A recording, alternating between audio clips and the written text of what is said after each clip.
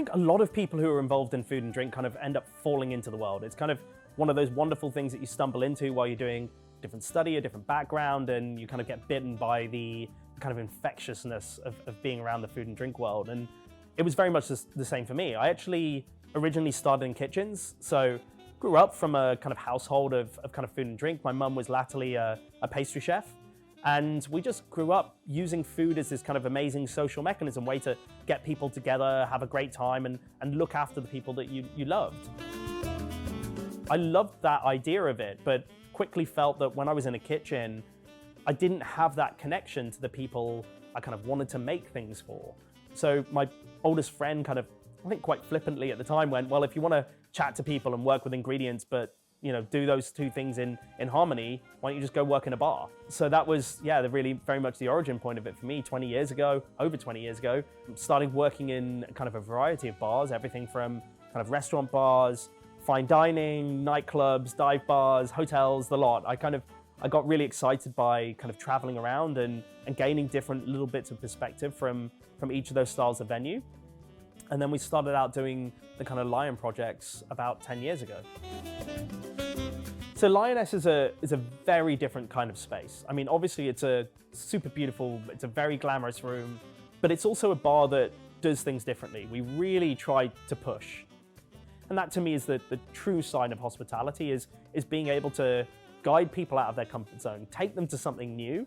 And the beauty about stepping into our bars is we have these incredible teams. They're the most amazing thing within the company, and they're there to kind of help guide you to that unexpected place. So I'm going to pass you on to James Wheeler, our general manager, who's going to introduce some of our drinks.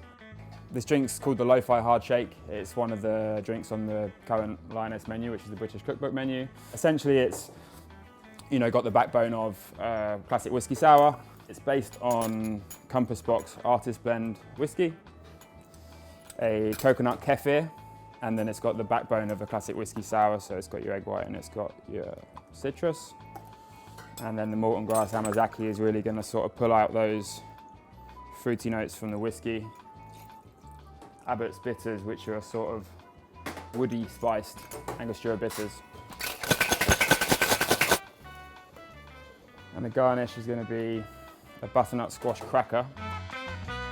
This drink is called the Blood Brown Derby. It is a twist on a classic Brown Derby cocktail.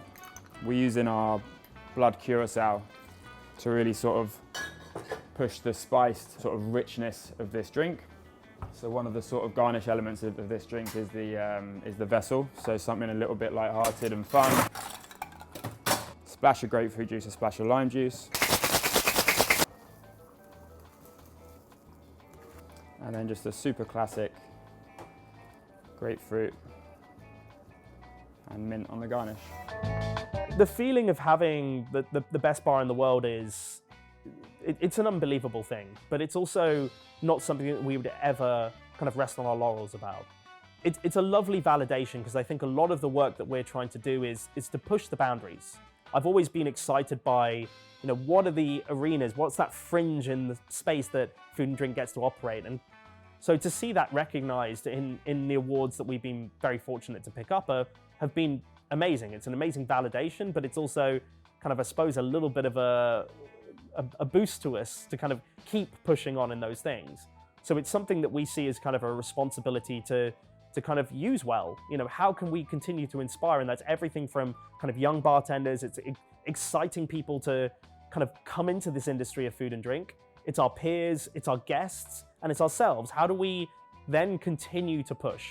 How do we make sure that we're using that as an opportunity to connect, do things differently, to educate, and to find new ways of working? So it's an unbelievable feeling, and it's something that I'm so incredibly proud of. The team have worked so hard, and there are so many people that have supported us to be able to get to that milestone. But to me, it's kind of just another opportunity and a pivot point to be able to then kind of build up into kind of the future.